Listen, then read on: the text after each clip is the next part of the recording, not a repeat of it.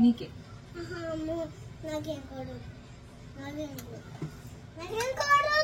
కూర తినకపోతే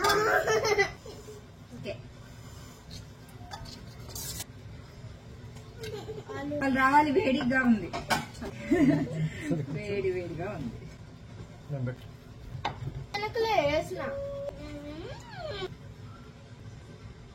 ఈ రోజు మా లంచ్ అయితే పంకిన్ లో చపాతీ చేశాను, వెజిటేబుల్ కర్రీ కూడా చేశాను, మిక్స్డ్ వెజిటేబుల్ కర్రీ అన్నమాట. మా లంచ్ అయితే ఇది.